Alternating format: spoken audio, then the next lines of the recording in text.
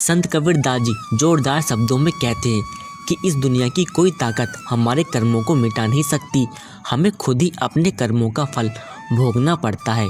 अगर बेटा कोई अपराध करता है तो क्या बेटे के बजाय बाप को सजा देकर कैद खाने में डाला जाता है?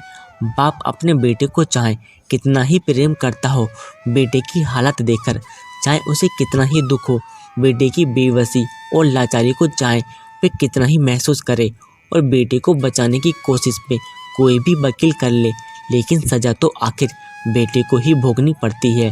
दोनों के अपने अपने कर्म हैं जो एक दूसरे के साथ बड़ी बारीकी से जुड़े हुए हैं। बेटा सजा की तकलीफ भुगताता है जबकि बाप को मानसिक पीड़ा झेलनी पड़ती है। दोनों अलग अलग ढंग से कर्मों का भुगतान करते हैं, लेकिन दोनों को अपना अपना कर चुकाना है। जब से हम पैदा हुए हैं हम जानते हैं कि हमारी मौत होगी। हम केवल इसी एक सच्चाई को जानते हैं।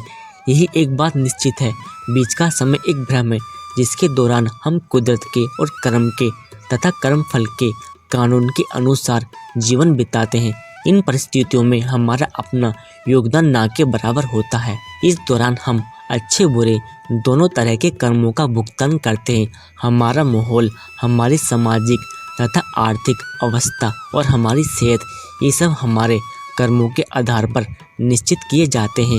किसी परिवार में अगर 5 बच्चे हैं तो उनमें से हर किसी के अपने अपने कर्म हैं।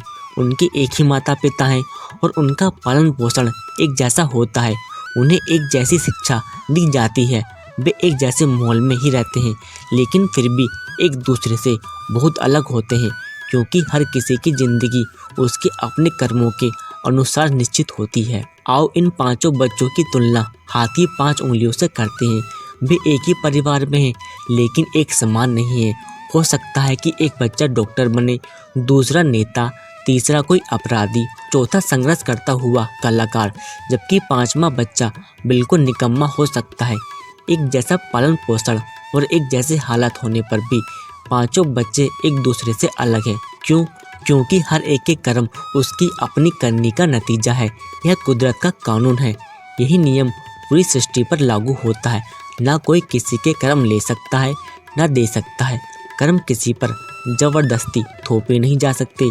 इनकी सौदेबाजी नहीं हो सकती। इन्हें बेचा नहीं जा सकता और न ही इनसे बचा जा सकता है। हर इंसान को अपने कर्म खुद भोगने पड़ते हैं।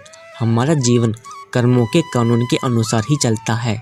सतगुरु हमारे कर्मों को खत्म नहीं करते, लेकिन वह हमारे मन को निर्मल करने की युक्ति बताते हैं, जिसके द्वारा हम अपने कर्मों से छुटकारा पा सकते हैं।